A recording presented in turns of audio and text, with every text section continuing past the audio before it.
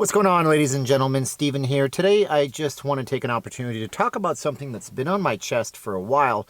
Actually, I actually spoke about this way back in, I think, April, when we were halfway into the pandemic, and I said, if Vegas doesn't watch out, this thing might happen.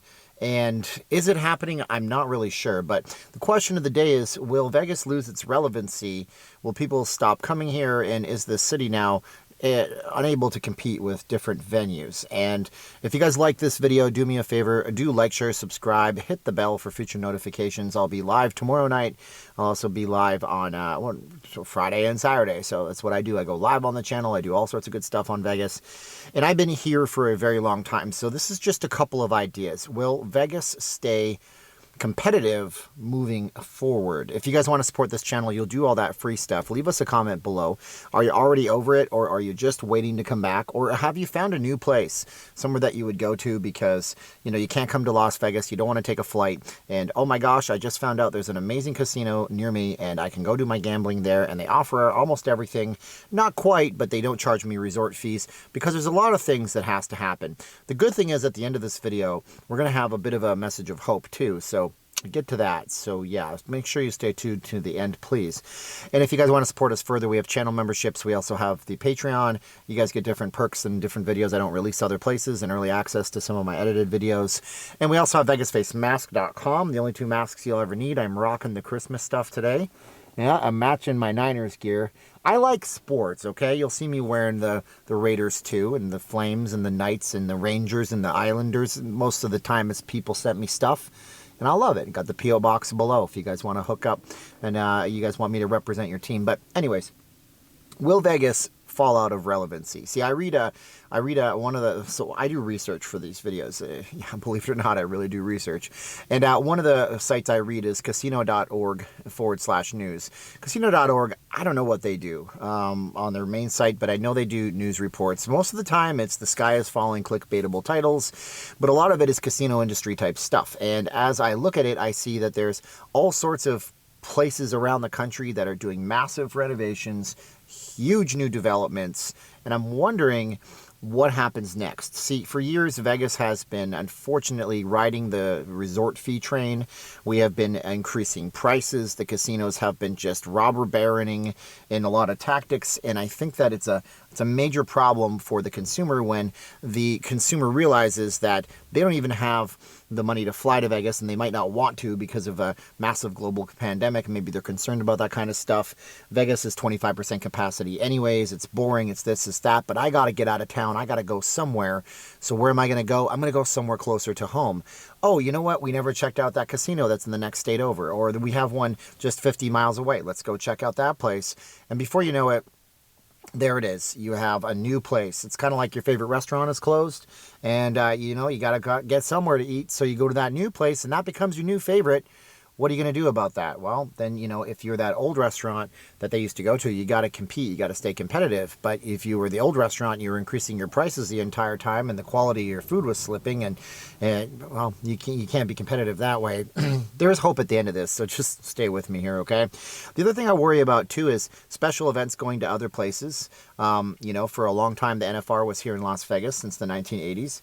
It made it the premier event of the entire city. It was a saving grace for the town. People don't understand the impact of the NFR, the National Finals Rodeo in Las Vegas, but at a point, when I think it was Benny Binion, I always say his name wrong, he staked his entire fortune almost on having that event come here, even writing personal checks to the NFR itself to guarantee that if it was a bust for the first few years, he would bankroll it so they wouldn't lose any money. Before you knew it, Vegas went from a place where we would shut down in December for the first few weeks, not a shutdown like 2020 shutdown, but you get my drift, lay employees off, do the maintenance stuff, nobody would be in town, to now the busiest part of the entire year. But if 2020 has taught Las Vegas anything, it's that there are other avenues and other venues in other cities that can host world-class events. They've always been there, but they just never had the opportunity to do so. Now the NFR is in Texas. We have other different events going to different places. I believe the PBR went up to Oklahoma, where the Cowboys and the Sooners all live. And now what happens next? Do those events come back to Sin City? Do they have the ability to come back? It was reported in the Review-Journal the other day that the city of Las Vegas, the Las Vegas Convention and Visitors Authority, was now doing their campaign campaign about the NFR and come back to Las Vegas, and they have a tagline, and I'm looking at it going, they must really see some problems because the NFR is contracted to be out here until 2025. So it has to come back, or else they have to break the contract and pay uncountless millions of dollars to the actual city of Las Vegas. So that means that they are concerned about these things. They're not really letting anybody know that they're concerned, but you don't have to sway somebody who's on a contract to come back. It's kind of like, you know, if you have a lease on a place, you don't have to convince me to go back to my office. I'm going to come back to my office unless I found some other office that's even better, and I might even be considering changing my office and breaking the lease.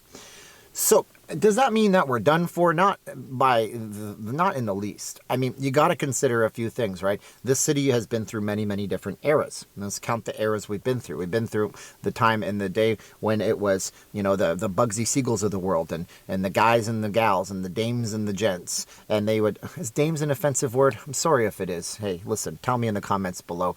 Is that an offensive word? I mean, we're in cancel culture territory. But no, we were in the glamorous portion back in the 40s, 50s, and into the 60s, and then the 70s came and Vegas loosened up a little bit. I believe in the late 70s or the early 80s, Atlantic City legalized gaming, so you could go out to Atlantic City. So now regular folks coming in, I remember watching how Vegas branded itself. There's an episode of the old TV show Roseanne where they take a trip to, I think, is it Atlantic City? I think it's Las Vegas. There was TV shows like The Fresh Prince of Bel-Air that would come to Las Vegas back into the 80s and the 90s, but Vegas became a place, and we moved to conventions and to a place for families and kids. And then casinos changed all that. They said, well, we don't like the kids coming in because the parents don't gamble. So what did they do? They went ahead and they rebranded. What happens in Las Vegas what happens in Vegas stays in Vegas. Okay.